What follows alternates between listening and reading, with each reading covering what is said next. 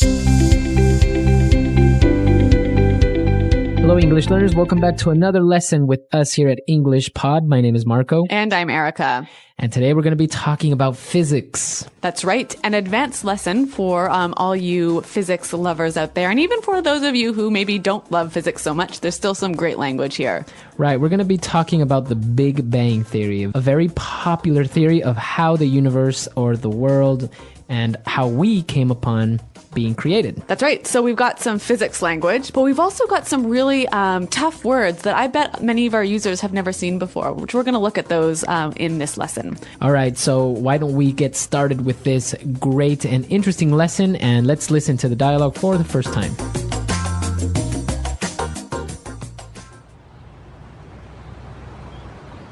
What's up? You don't look too good. Yeah, my head hurts, that's all. I've been in physics class all day. It's killer. I liked physics. It's all math, really. Arcs, curves, velocity. Cool stuff. Yeah. But today's lesson was all about the creation of the universe. A physics class about the creation of the universe? That's some pretty unscientific language there. It sounds more religious to me. It's all religion. Take the theory of the Big Bang. How is it possible that all of the stuff in the universe comes from an explosion? That's no better than Atlas carrying the globe on his back, or African myths about turtles and stuff. Turtles? Whatever. Look, all that's required for the creation of matter is an imbalance of particles and antiparticles. At least that's what the math says. Math schmath. What's the evidence? There is evidence. You know Edwin Hubble, the guy who in the early 20th century was the first scientist to measure the drift of matter in the universe, thus advancing notions of an expanding universe.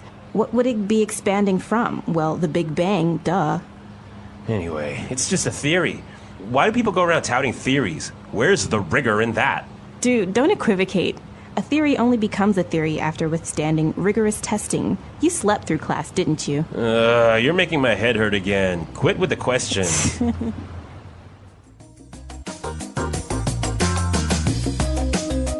Well, it sure does sound like a difficult class, doesn't it? It's a very interesting topic and very controversial, so there are many opinions on it.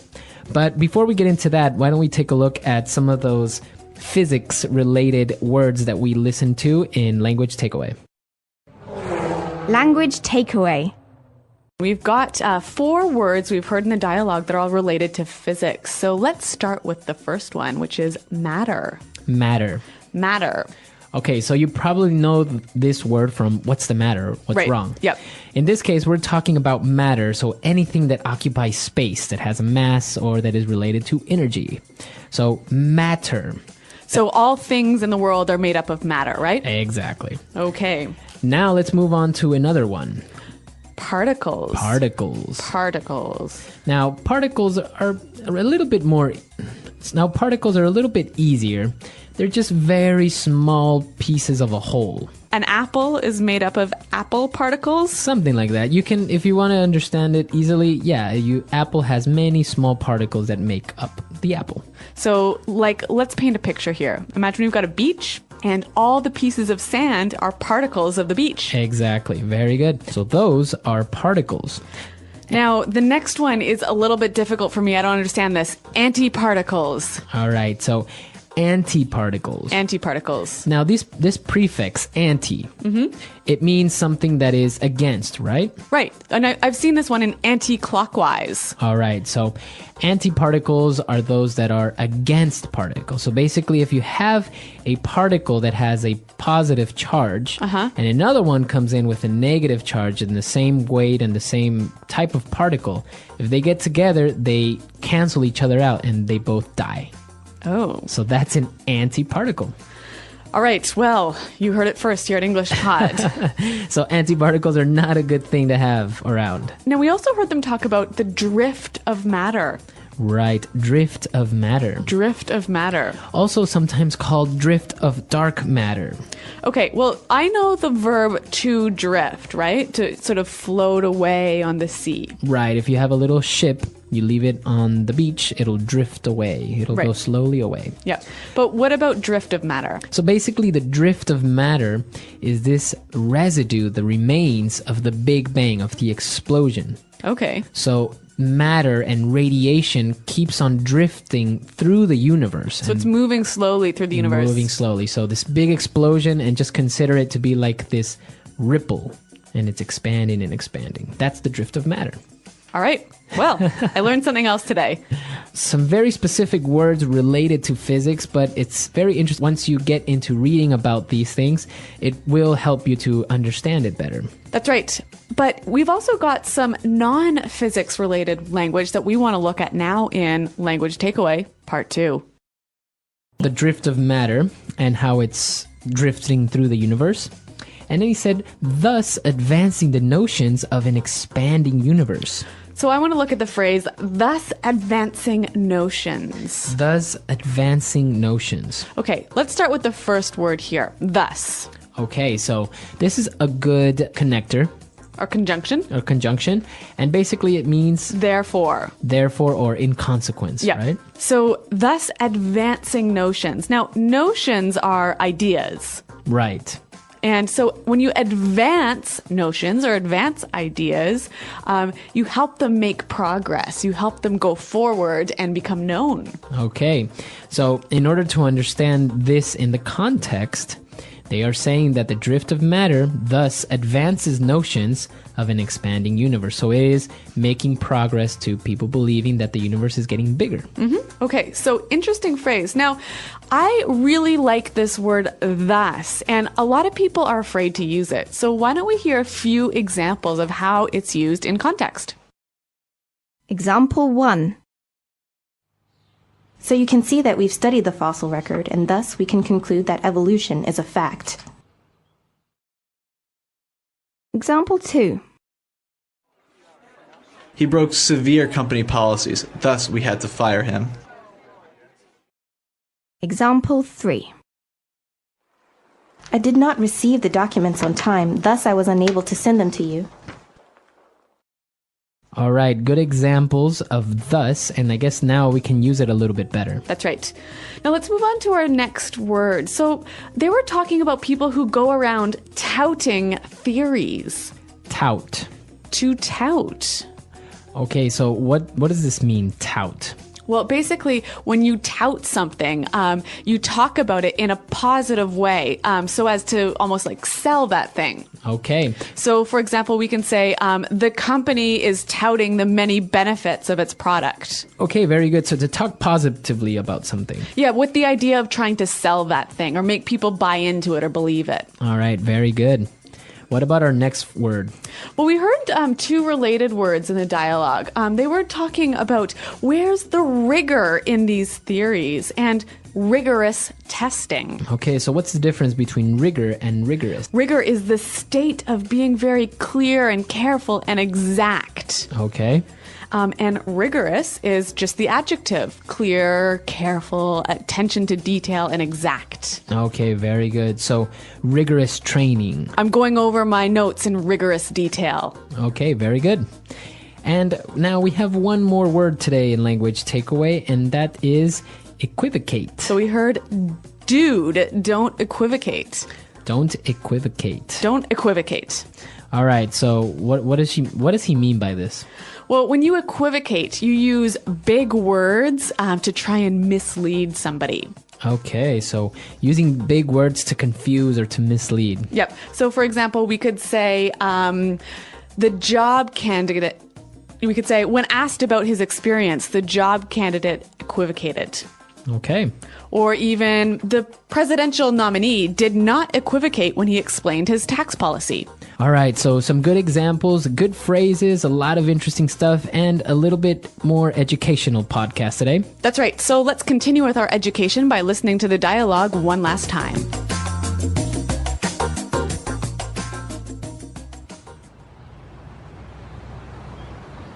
What's up? You don't look too good. Yeah, my head hurts, that's all. I've been in physics class all day. It's killer. I liked physics. It's all math, really. Arcs, curves, velocity. Cool stuff. Yeah. But today's lesson was all about the creation of the universe. A physics class about the creation of the universe? That's some pretty unscientific language there. It sounds more religious to me. It's all religion. Take the theory of the Big Bang. How is it possible that all of the stuff in the universe comes from an explosion? That's no better than Atlas carrying the globe on his back or African myths about turtles and stuff. Turtles? Whatever. Look, All that's required for the creation of matter is an imbalance of particles and antiparticles. At least that's what the math says. Math schmath. What's the evidence? There is evidence. You know Edwin Hubble, the guy who in the early 20th century was the first scientist to measure the drift of matter in the universe, thus advancing notions of an expanding universe. What would it be expanding from? Well, the Big Bang, duh. Anyway, it's just a theory. Why do people go around touting theories? Where's the rigor in that? Dude, don't equivocate. A theory only becomes a theory after withstanding rigorous testing. You slept through class, didn't you? You're making my head hurt again. Quit with the question.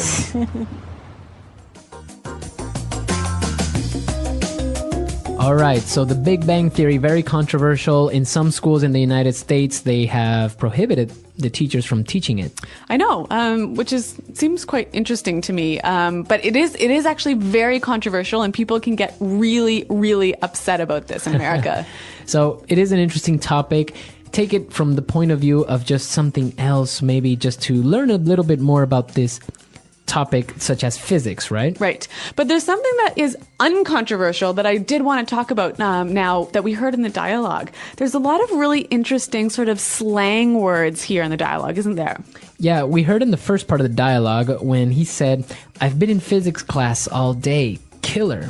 Killer. So what does he mean by killer? Oh, he's just basically saying it's really hard. You know, it's like it's so difficult that it's murderous. It was intense. Yep. But this word we can use positively as well, can't we? Yeah, I guess you could say that was a killer party. Yeah, killer moves on the dance floor. Okay. Another interesting thing is that he said math schmath. Now, schmath isn't really a word. No, but this is a really common structure we use in English when we want to sort of take away from the importance of an idea. Okay, so you're saying it's not important, I don't care about it, or it's not worth it. Yeah, so for example, I'm on a diet. Right, and I would say diet, schmayet. Yeah. So basically, the structure is just added sh and then just kind of make it rhyme. Yeah. Schmayet, or like work schmirk. Yeah, work schmirk, or something like that. Yeah. So you're just making fun of it and you're taking away importance. Yeah, that's a pretty neat phrase. And one more. We heard them say duh. Duh. So when we say this, we're just saying like, you should know this, stupid. Yeah, this is obvious. Yep. It's kind of making fun of the person, or just saying it's so obvious, how can you not know it? Yeah. And it always goes either at the beginning or at the end of a sentence. Yeah, so duh, Marco, we're recording a podcast. Right. Very good. So some great words and phrases in this dialogue, and a little bit of slang as well, so you can use it maybe with your friends. Learning English doesn't always have to be about textbooks and grammar rules. Sometimes, the best way to grow your language skills is by exploring big ideas that make you think deeply. Science is one of those topics. It's full of interesting words, clear logic, and powerful ways to describe the world around us. One of the most famous ideas in science is the Big Bang Theory. But you don't need to be a scientist to understand it. In fact, it's a great topic to help you learn new English vocabulary and expressions in a fun and thoughtful way. Let's begin with the basic idea. The Big Bang is a theory that explains how the universe began. According to scientists, everything we see today, stars, planets, even time itself, started from one single point. That point was extremely hot and dense. Then it exploded, or more correctly, expanded, and the universe started to grow. This is called the Big Bang. In English, the word bang usually means a loud noise, like a firework or gunshot. So when you hear Big Bang, it sounds like something loud and powerful. But in science, the Big Bang was more like a sudden and fast change than an explosion in space. It was the beginning of everything. Now, let's explore some useful English words that come from this topic. First, the word matter. In science, matter is anything that takes up space and is weight. That includes you, the chair you sit on, the air you breathe, even water and rocks. So when you hear someone say, "What's the matter?" in everyday English, they don't mean the physical kind. They mean what's wrong, or is there a problem? The word is the same, but the meaning changes with the context. Another useful word is particle. A particle is a very, very small piece of something. In science, particles are like the building blocks of matter. Electrons, protons, and neutrons are all types of particles. In English conversation, the word particle isn't used as often, but it helps you understand phrases like tiny particles of dust or a particle of truth, which means a very small amount of truth. One more interesting word is theory. In everyday English, people use theory to mean a guess or idea. For example, I have a theory why my phone isn't working. But in science, a theory is much stronger than a guess. It means an explanation based on evidence and testing. So when scientists talk about the Big Bang Theory, they mean it's the best explanation we have for how the universe began, based on research and observation. Learning how words can have different meanings in science and in everyday English is a great way to grow your vocabulary and understand the language more deeply. You don't need to be an expert. You just need to be curious.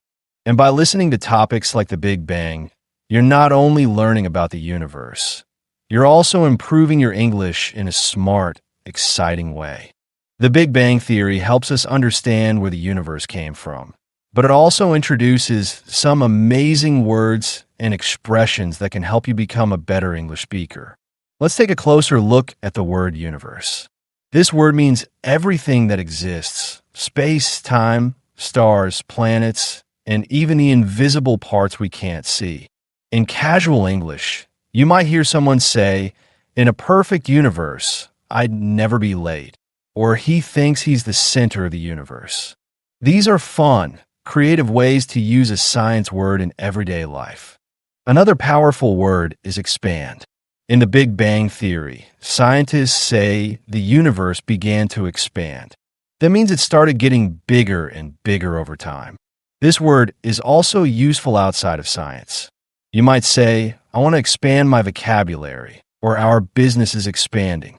It means to grow or spread out. Knowing how to use expand in different ways helps you sound more natural and flexible in English. Now, let's talk about energy. In science, energy is what makes things move or change. Heat, light, and motion are all forms of energy. But we also use this word a lot in everyday English. You might hear someone say, "I have no energy today," or "she has so much positive energy." These expressions don't mean heat or motion. They're talking about mood or attitude. So energy can be both a scientific idea and a way to describe how people feel. Another scientific word that's very interesting is antiparticle. This is a tiny piece of matter with opposite properties to a normal particle. Every particle has an antiparticle. If they meet, they destroy each other. While this term is mostly used in physics, it can help you understand the prefix anti, which is very common in English. Words like antibacterial, antivirus, or antisocial all use anti to mean against or opposite. So learning this science word also helps you learn how other English words are built. Let's not forget the word origin. This means the beginning or starting point of something.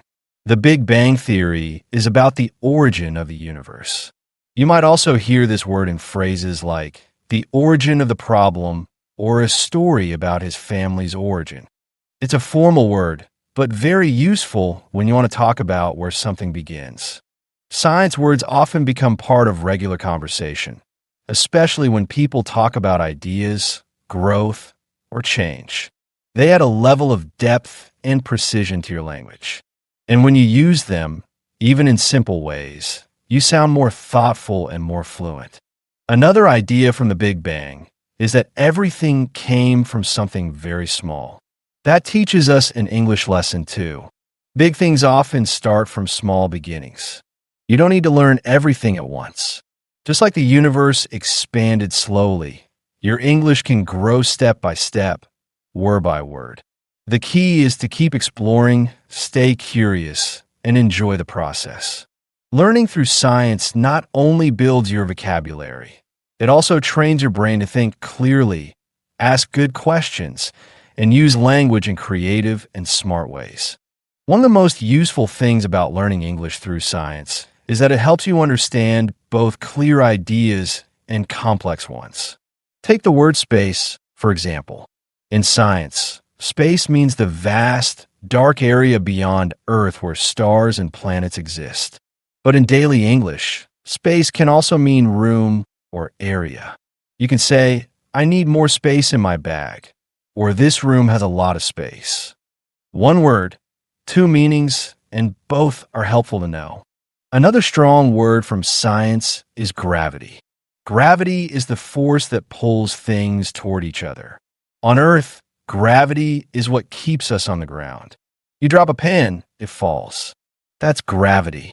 In everyday English, gravity can also describe something serious or important. Someone might say, he didn't understand the gravity of the situation. In that case, it means the situation was very serious. Learning this connection helps you speak with more depth and feeling. Let's also talk about the word mass. In science, mass is the amount of matter in something. It's not the same as weight, but they're related. In everyday language, you might hear people say a mass of people or mass production, which means making many products at once. It's another example of how a science word can become part of normal conversation. Another great word to know is reaction. In science, a reaction happens when two things mix and change. Like in chemistry, mixing baking soda and vinegar makes bubbles. That's a reaction. But in real life, you hear this word a lot too. People say, "What was your reaction?" Or, "She had a strong reaction to the news." This means how someone felt or responded. So again, science helps you learn English that you can use every day. The word observe is also very common in science. It means to look at something carefully. Scientists observe stars, animals, or weather patterns. In real life, you might say, I observe that he always arrives late, or let's observe how the system works. It's a formal word, but very helpful when you want to describe watching something closely. And then there's the word experiment. In science, an experiment is a test to see what happens when you change something. But this word is also used in daily life. People say, I'm experimenting with new recipes, or let's experiment with a different plan. It means trying something new to see how it goes. This is a great mindset for language learners, to experiment, try new words, make mistakes, and learn from them.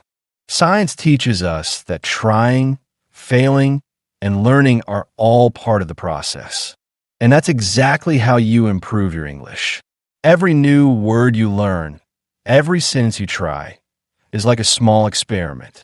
You don't need to be perfect. You just need to stay curious and keep going.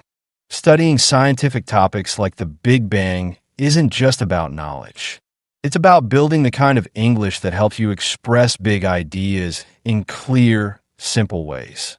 And the more clearly you can speak, the more confident and connected you will feel, no matter where you are in the universe. Science also teaches us how to think clearly, step by step. And that kind of thinking helps a lot when you're learning a new language like English. One great word from science is logic. Logic means thinking in a clear, organized way. Scientists use logic to test ideas, find answers, and solve problems. In daily life, we also talk about logic when we want something to make sense. For example, his story doesn't follow any logic, or that's a logical answer. Understanding this word helps you organize your thoughts in English and speak with more structure. Another helpful word is evidence. In science, evidence means facts or information that support an idea. When scientists say something, they need to show proof. This is evidence. In everyday English, people say, "Do you have any evidence?" Or "There's no evidence to support that claim." It's a good word to use when you want to explain why you believe something. Let's look at the word structure. In science, a structure is how something is built, like a cell, a star, or a building. But in English learning, structure is also important. It helps you build good sentences, use the right word order, and express yourself clearly. You can also use this word in real life. I like the structure of this course, or we need more structure in our day. Another science-related word that's useful is process. A process is a series of steps that lead to a result. In science, the water cycle is a process. In English, we use this word often. Learning a language is a slow process, or the hiring process takes time. It reminds us that improvement doesn't happen instantly. It takes time and effort. The word result is also helpful. It means what happens at the end of a process or action. In science, we always look at results to understand if something worked. In daily English, you might say, the result was better than I expected, or we're still waiting for the final results. This word helps you talk about outcomes in both formal and casual situations. Now, think about the word rigor. In science, rigor means doing something carefully with strong attention to detail. Experiments need to be rigorous.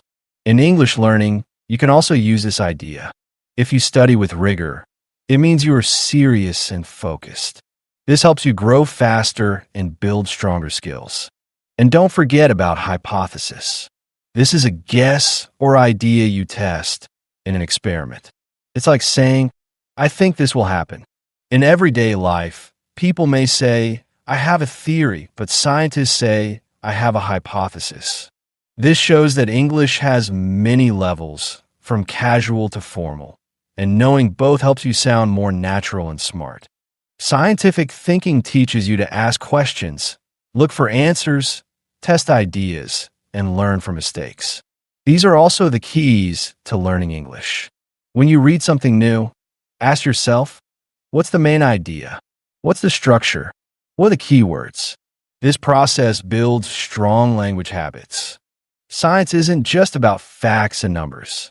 It's a way of thinking, a way of learning, and a way of growing. And when you bring that mindset into your English practice, you become not just a better speaker, you become a better thinker. That's the real power of learning English through science. One of the most exciting things about using science to learn English is that it brings energy and wonder into your study. When you learn words and ideas that describe stars, planets, atoms, and black holes, your vocabulary becomes bigger, and your imagination does too.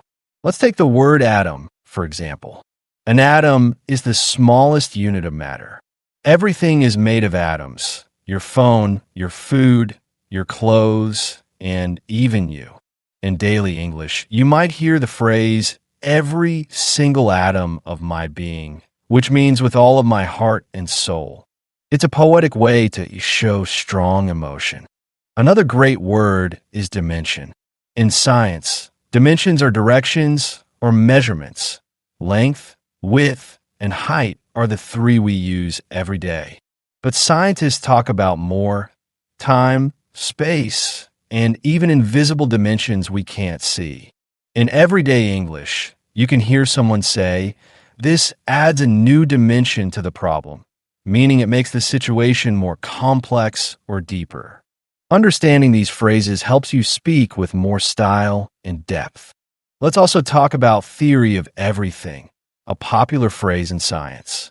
It means one idea that explains all the forces and rules of the universe. In normal conversation, people might say, he thinks he has a theory of everything, as a joke about someone who thinks they know it all. These playful uses of science phrases are common in movies, books, and jokes, and they help make your English more colorful. Another interesting word is black hole. In space, a black hole is a place where gravity is so strong that nothing, not even light, can escape.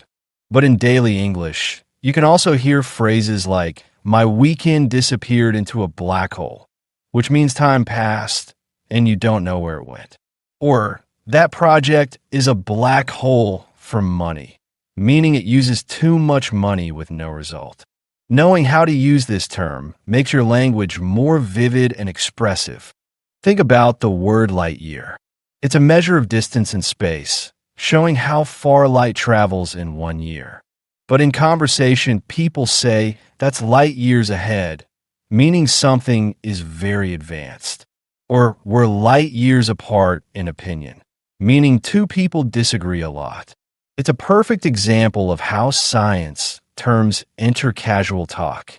Now let's take a closer look at the word orbit. In science, to orbit means to move around something, like the Earth orbits the sun. In everyday English, it's often used to describe being around someone's influence. You might hear, he's in her orbit, meaning someone is part of another person's social circle or attention. Or they orbit around money, meaning they focus their life around it. These are modern and useful ways to sound more fluent. Even more casual expressions can have science roots. For example, brainstorm. This word originally had nothing to do with storms, but it means coming up with many ideas quickly, like a storm in your brain. You might say, let's brainstorm some solutions, or she had a great brainstorm last night. It's creative, and it's a great way to think and speak like a native speaker. Science gives you a world of useful English, not just facts. It gives you powerful verbs like expand, observe, orbit, and measure. It gives you big nouns like theory, particle, and dimension. It gives you fun phrases that make your English sound modern and smart. And as you learn to use these in your own speech, you become not just a student, but a real English communicator. Science has a unique way of making learning English more exciting and more meaningful. When you use scientific topics to study English, you're not only learning vocabulary, you're training your brain to think, question, and express clearly. You begin to notice how words can carry deep meaning, how ideas are built step by step, and how clear language helps you explain big things in simple ways. Let's take the idea of a system. In science, a system is a group of parts working together. The solar system, for example, is made up of planets, moons, and the sun. But this word is everywhere in everyday English. You might hear, my body is out of balance, my system is tired, or we need a better system for studying. It's a useful, flexible word that helps you describe order, design, or routine. Then there's the word balance. In physics, balance means equal force or weight on each side. But in life, we often say, I want to find balance between work and family, or she has a good sense of balance. This word can describe emotional, mental, or physical control. It's short, common, and full of meaning. Another great example is reaction, both a science term and a life skill. Scientists study chemical reactions, but in daily life, your reaction can show your feelings. His reaction was very calm, or I didn't expect such a strong reaction. Learning these double-use words gives you more power in conversation. You can express thoughts and emotions more clearly. Science also teaches us about patterns. Patterns in data, in nature, in space. English has patterns too, sentence structures, word endings, common phrases. When you learn to recognize patterns in English, you become faster at understanding and more confident in speaking. This is a lesson science teaches perfectly. Notice patterns, follow them, and build on them. Let's talk about curiosity, one of the most beautiful words in English. Science begins with curiosity, the desire to know more. And language learning is the same. Ask questions. Wonder why people use certain phrases. Explore new topics. Curiosity gives you energy and focus. It keeps your learning fun and exciting. And what about discovery? In science, discovery means finding something new. In English learning, discovery is when you suddenly understand a phrase or when a new word makes perfect sense in a real conversation. These little discoveries are powerful. They give you confidence and make you want to keep learning more. The Big Bang Theory started as a question, grew into an idea, and became one of the most accepted explanations in science. Your English learning can be the same. Start with a small idea, grow it with knowledge, test it in real life, and build it into something strong. Keep using smart topics like science to learn. Keep using deep ideas to build real fluency. Let your learning expand like the universe itself, one word at a time. And remember, language is your tool to explore the world. Keep your curiosity alive, speak with courage, and enjoy every step of the journey. The English Pod Audio Review. Listen to the meaning, then say the vocabulary word. What is happening? An informal greeting. What's up? Something that is extremely difficult to deal with or withstand. Killer. A set of statements or principles devised to explain a group of facts or phenomena. Theory. The theory that a cosmic explosion caused the origin of the universe. Big Bang. The substance of which something is made. Material. Matter. The situation where there is an unequal amount of different things. Imbalance. Any one tiny part of matter. Particle. A particle that has the same mass as another particle but has opposite values for its other properties. Antiparticle. Ideas or concepts. Notion. A state of something being very exact. Rigor. Use vague language so as to deceive someone. Equivocate. Surviving a difficult experience or trouble. Withstand. The scientific study of matter in outer space, especially the positions, dimensions, distribution, motion, composition, energy, and evolution of celestial bodies and phenomenon. Astronomy. A region of space resulting from the collapse of a star with extremely high gravitational field. Black hole. A small, faint, very dense star. White dwarf. The tendency of all matter and energy in the universe to evolve toward a state of inert uniformity. Entropy. A point of infinite density and infinitesimal volume at which space and time become infinitely distorted, according to the theory of general relativity. Singularity. A seemingly contradictory statement that may nonetheless be true. Paradox. Let's try that faster. The substance of which something is made. Material. Matter. Surviving a difficult experience or trouble. Withstand. Use vague language so as to deceive someone. Equivocate. A particle that has the same mass as another particle but has opposite values for its other properties. Antiparticle. Any one tiny part of matter. Particle. The situation where there is an unequal amount of different things. Imbalance. A set of statements or principles devised to explain a group of facts or phenomena. Theory. The scientific study of matter in outer space, especially the positions, dimensions, distribution, motion, composition, energy, and evolution of celestial bodies and phenomenon. Astronomy. A point of infinite density and infinitesimal volume at which space and time become infinitely distorted, according to the theory of general relativity. Singularity. A small, faint, very dense star. White dwarf.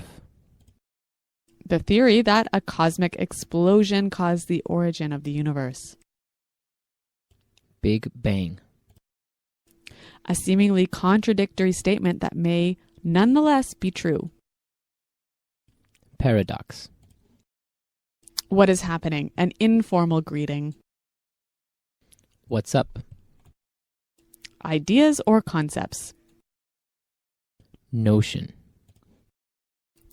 The tendency of all matter and energy in the universe to evolve toward a state of inert uniformity. Entropy. Something that is extremely difficult to deal with or withstand. Killer. A state of something being very exact. Rigor. A region of space resulting from the collapse of a star with extremely high gravitational field. Black hole. Now say the word and hear it in a sentence.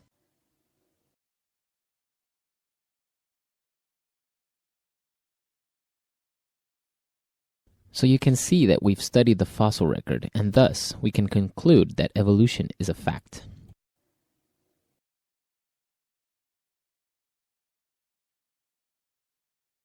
He broke severe company policies, thus we had to fire him.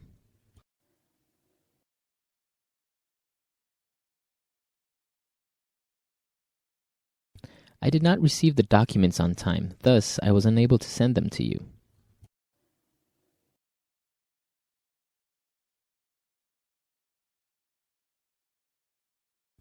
But we examined the data rigorously. How can there be an error? It's simply not possible.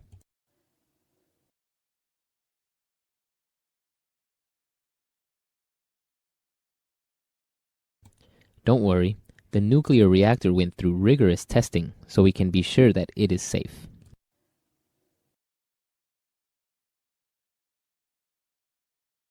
She is a professor who is known for her scientific rigor.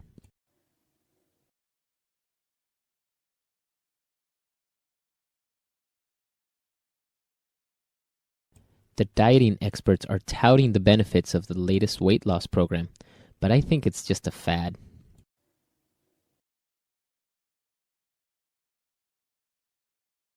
This drug is being touted as a miracle cure.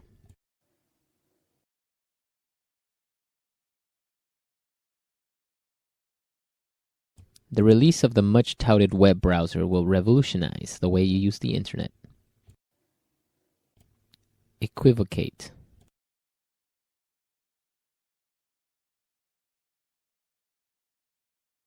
When asked about his plan for cutting taxes, the presidential candidate did not equivocate. Equivocate.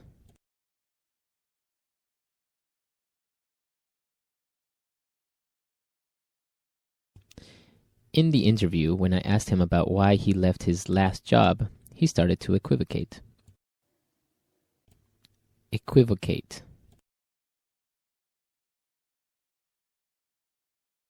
Stop equivocating. Tell me clearly what you mean. Notion.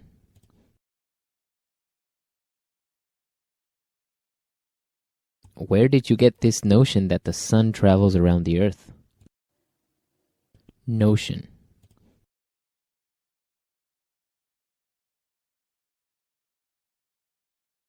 Scientists are advancing the notion that socialization plays a role in language learning.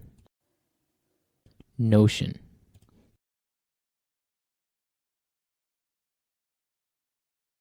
That's an absurd notion. It's absolutely not true. When I was a kid, I used to look up at the night sky and wonder where everything came from. The stars, the moon, the dark spaces between them, it all felt endless. Back then, I didn't have the words to explain my curiosity, but now I know what I was really asking. How did the universe begin? That question has fascinated scientists for decades, and one of the most widely accepted explanations is something called the Big Bang Theory. The Big Bang Theory is not just a wild guess. It's a scientific idea based on years of research, observation, and mathematical work.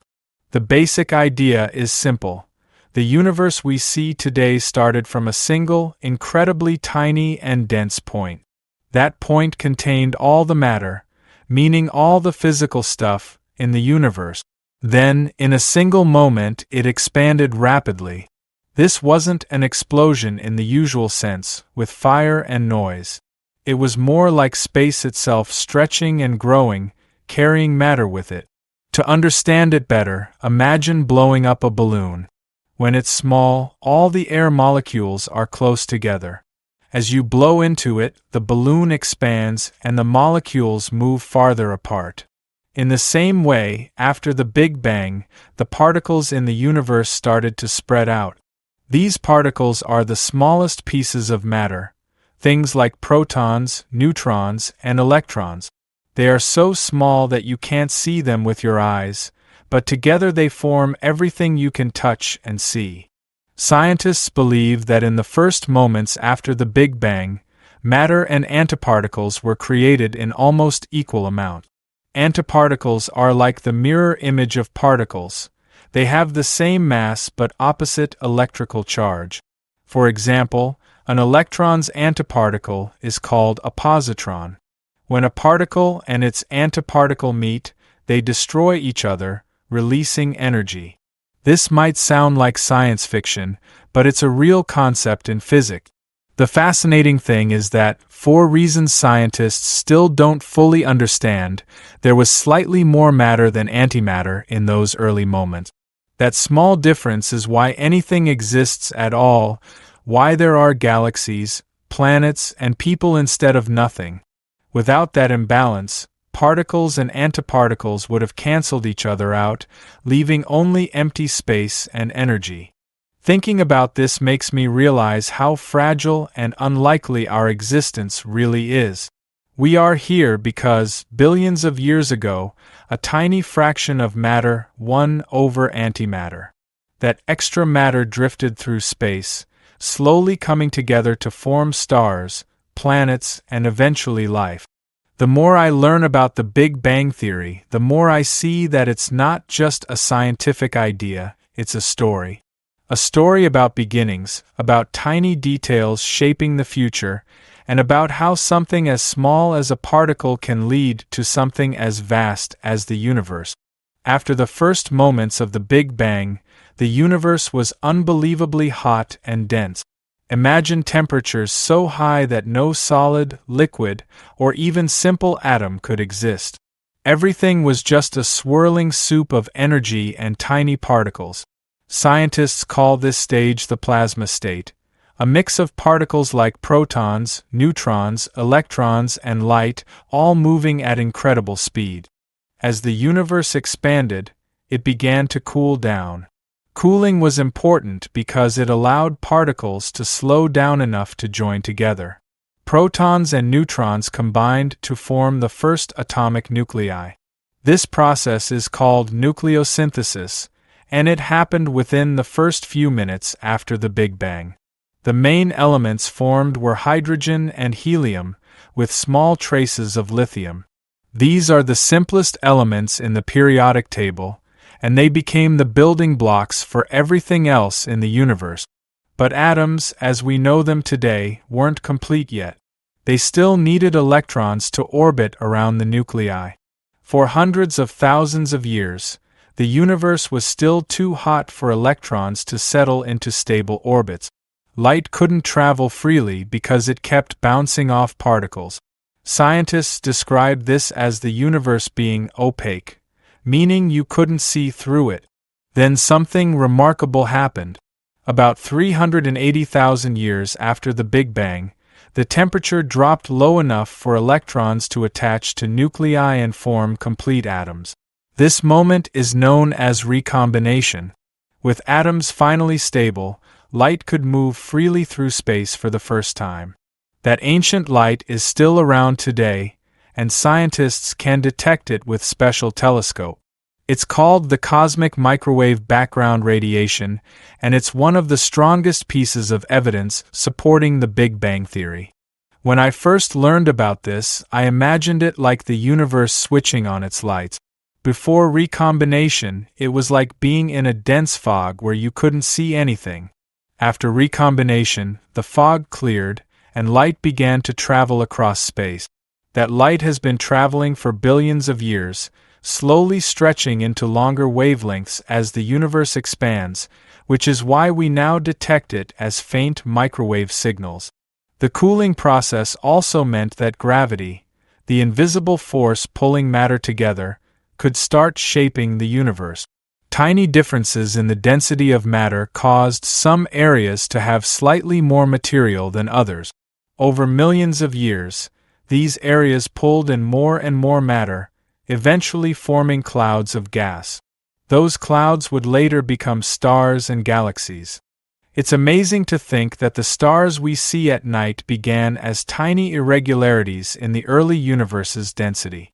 Without those small differences, matter would have been spread out evenly, and no stars, planets, or life would have ever formed. It's a reminder that imperfections can sometimes lead to the most beautiful result. As gravity kept pulling matter together, the first stars were born. These early stars were much larger than most stars we see today, and they burned their fuel incredibly fast. Inside their cores, a powerful process called nuclear fusion took place. Lighter elements like hydrogen fused to form heavier elements such as helium, carbon, oxygen, and even iron. This process released enormous amounts of energy, which made the stars shine brightly. But these giant stars didn't live long. Many exploded in massive events called supernovae. A supernova is more than just a spectacular explosion, it's a cosmic recycling system. When a massive star explodes, it scatters the heavy elements it created out into space. These elements then mix with clouds of gas and dust, becoming part of the raw material for new stars, planets, and eventually life. Without supernovae, there would be no iron in our blood, no calcium in our bones, no oxygen in the air. Over billions of years, these cycles of star birth and star death gradually filled the universe with a rich variety of elements. Clouds of gas and dust began clumping together again, forming new generations of stars. Around some of these stars, disks of leftover material began to spin and flatten, eventually forming planets. This is how solar systems like ours came to be. Our own sun was born about 4.6 billion years ago in one of these regions of space. It formed from a giant cloud of gas and dust that had been enriched by earlier generations of stars. In the center, gravity pulled most of the material together to form the sun, while smaller clumps of matter began to orbit around it. These clumps collided and merged over millions of years, forming the planets, moons, asteroids, and comets of our solar system. Earth was one of these planets. At first, it was just a ball of rock and metal with no life. Over time, its surface cooled, water appeared, and the conditions for life slowly developed. All of this happened because of the chain of events that started with the Big Bang, tiny particles expanding into space, forming stars, exploding, and creating the ingredients for everything we know. When I think about this, it's almost overwhelming. Every atom in my body, and in yours, was once part of a star. The calcium in our teeth, the oxygen we breathe, the iron in our blood, it all came from the hearts of ancient stars that lived and died billions of years ago. In a way, we are all made of stardust. Learning about this made me see the universe differently. It's not just empty space filled with random objects, it's a connected story, where everything has a history and a purpose. And it all began with that first incredible moment, the Big Bang, when the universe itself took its very first breath. As the universe continued to evolve, galaxies began to take shape.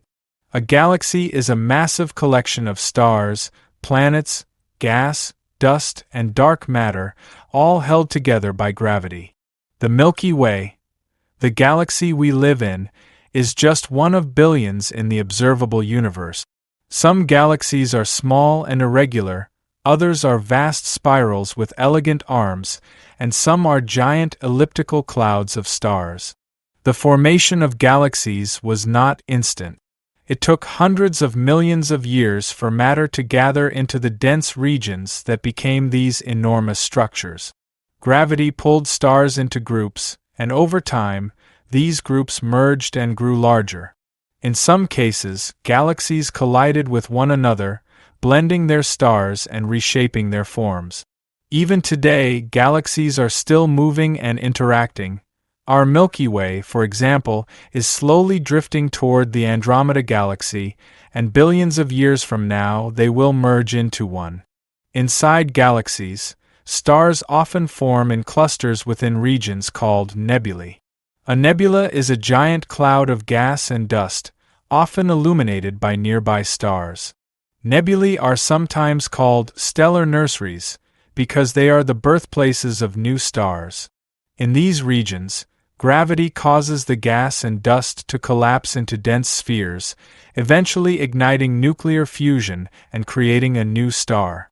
As galaxies grew, the variety of stars increased. Some stars were small and long-lived, burning steadily for billions of years. Others were massive and short-lived, ending their lives in dramatic supernova explosions. Around many stars, planets formed from leftover material, creating solar systems like ours. Some of these planets had stable orbits, the right temperatures, and the right chemical ingredients for life to appear. The structure of the universe we see today, clusters of galaxies spread across vast distances, can be traced back to those tiny irregularities in the early universe after the Big Bang. Areas with slightly more matter pulled in even more matter, creating dense regions that eventually became galaxies. Between these clusters of galaxies lie huge empty spaces called void. The contrast between dense clusters and empty voids gives the universe its web-like structure, which scientists call the cosmic web. Understanding all of this required not just observation but also mathematical rigor. Scientists used equations and models to describe how gravity shapes matter over time. That's why the Big Bang Theory is more than just an idea. It's a carefully tested explanation supported by evidence like the cosmic microwave background radiation, the distribution of galaxies, and the chemical makeup of stars.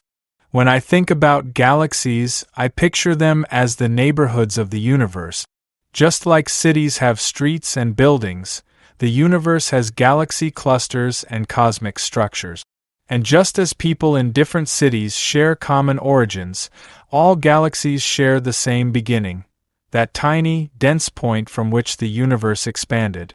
It's strange but beautiful to realize that the light we see from distant galaxies has been traveling for millions, sometimes billions, of years before reaching our eyes.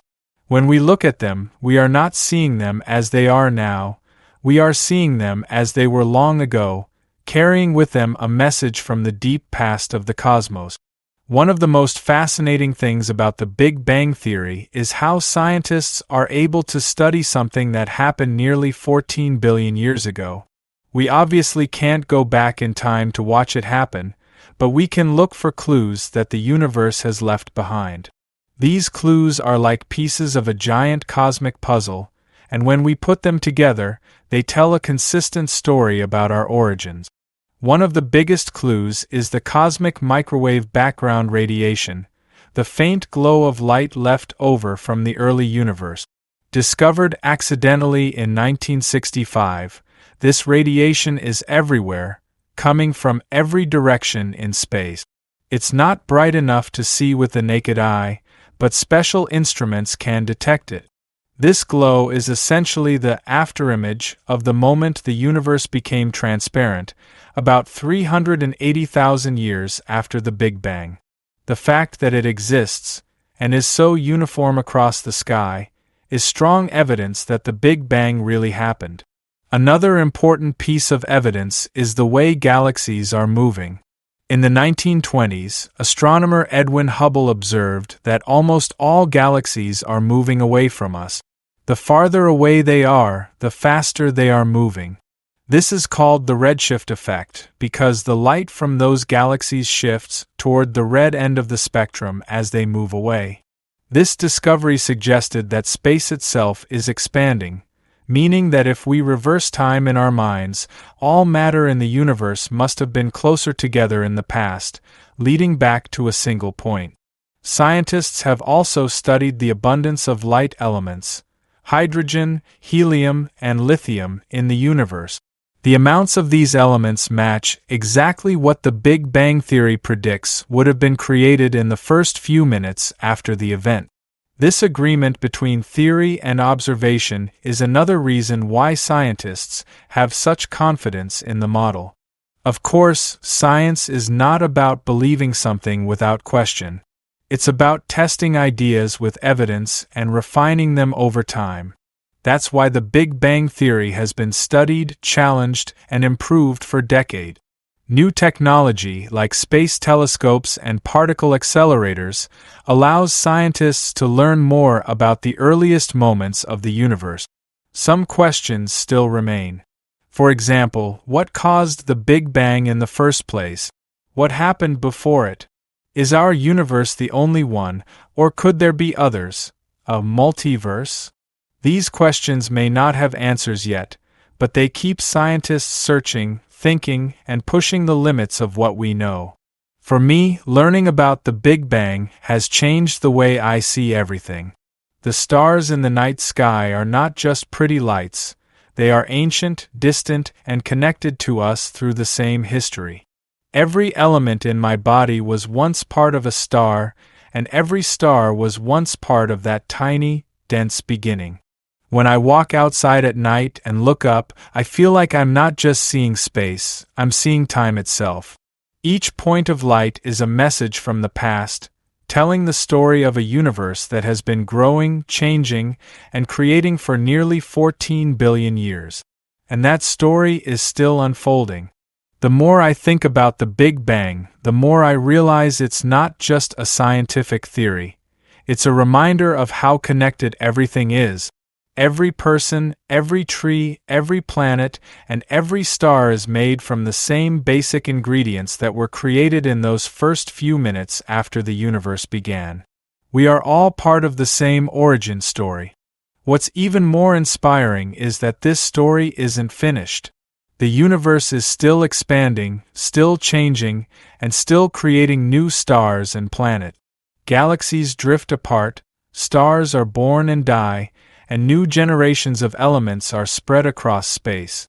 In a way, the Big Bang wasn't just a beginning, it was the start of an ongoing process that continues today. This makes me think about life on Earth. Just like the universe, our lives also go through stages of change and growth. We start small, we expand our experiences, and we build connections over time.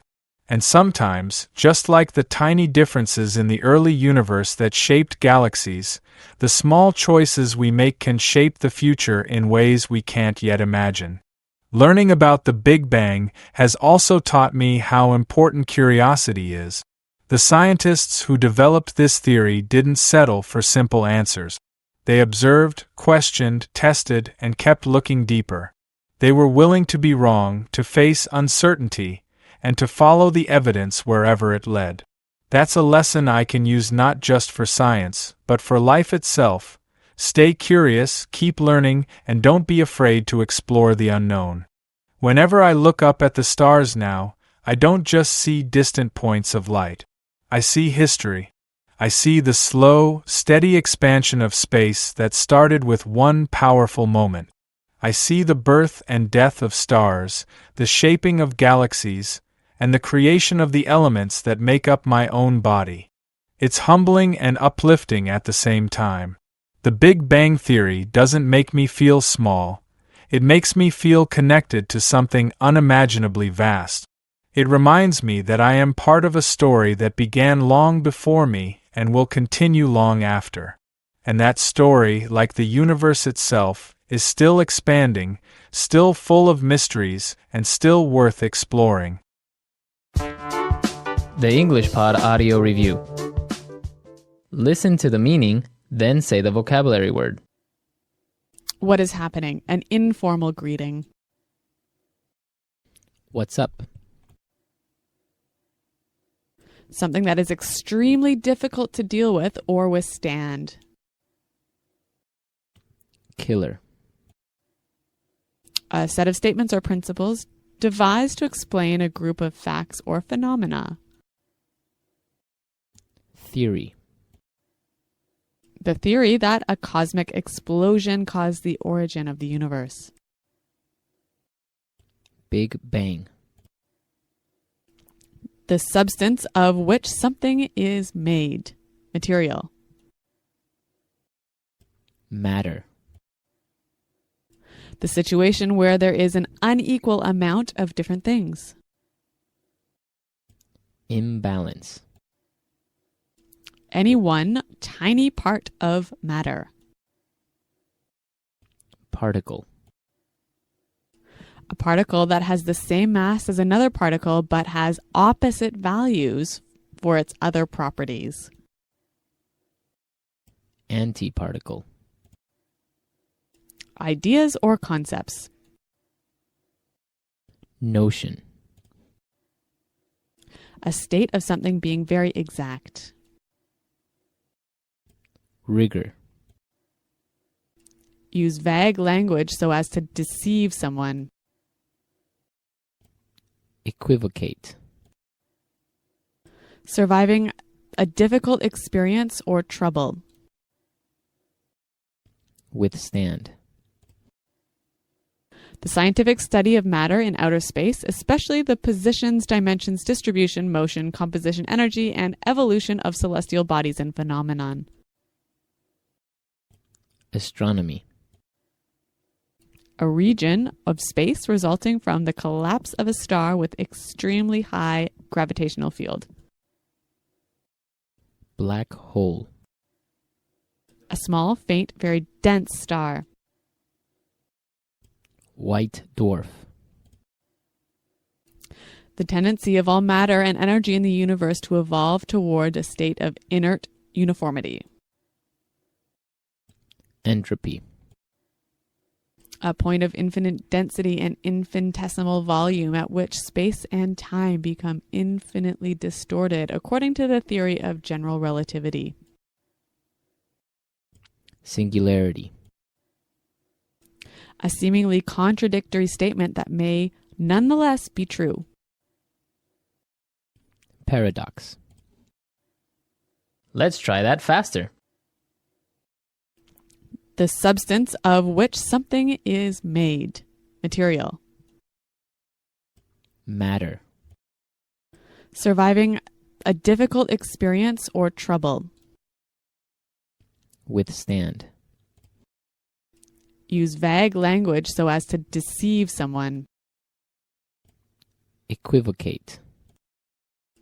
A particle that has the same mass as another particle but has opposite values for its other properties.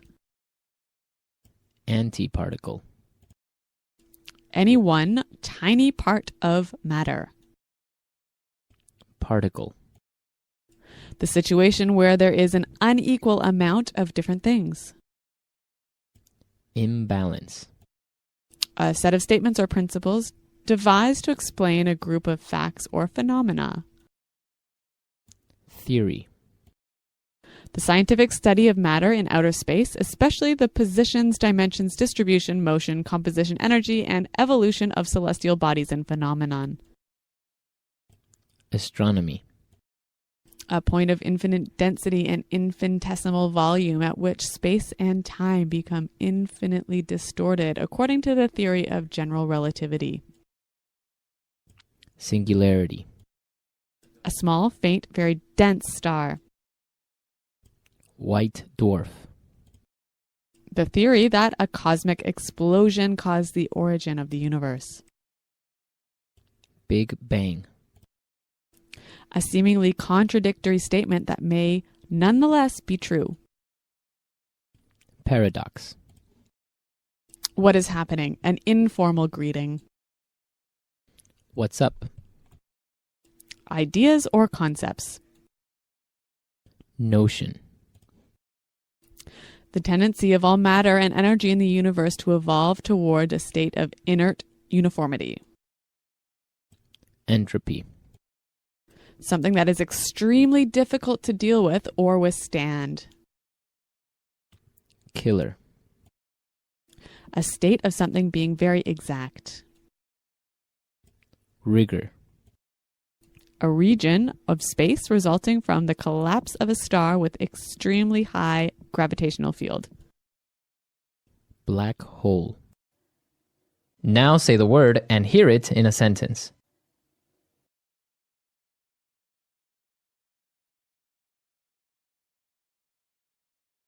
So you can see that we've studied the fossil record, and thus we can conclude that evolution is a fact.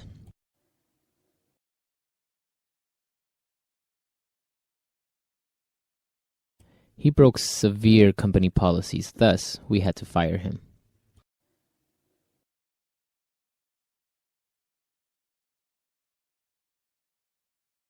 I did not receive the documents on time, thus I was unable to send them to you.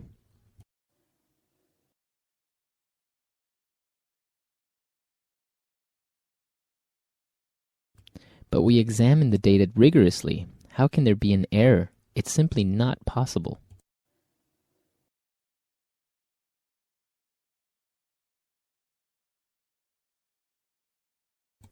Don't worry, the nuclear reactor went through rigorous testing, so we can be sure that it is safe.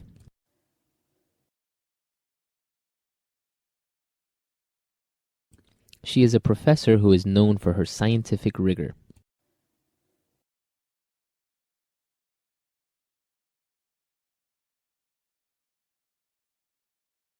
The dieting experts are touting the benefits of the latest weight loss program, but I think it's just a fad.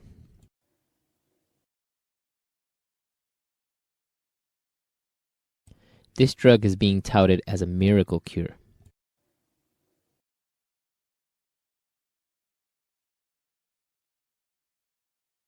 The release of the much-touted web browser will revolutionize the way you use the internet. Equivocate.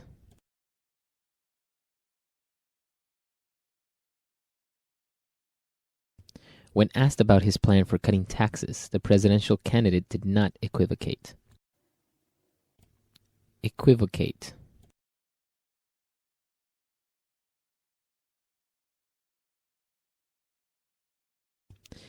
In the interview, when I asked him about why he left his last job, he started to equivocate. Equivocate.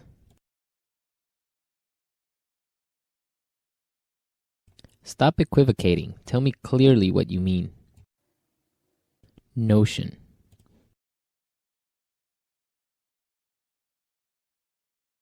Where did you get this notion that the sun travels around the earth? Notion.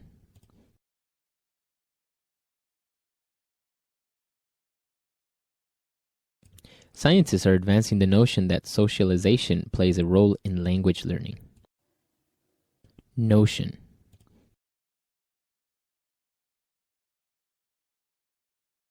That's an absurd notion. It's absolutely not true.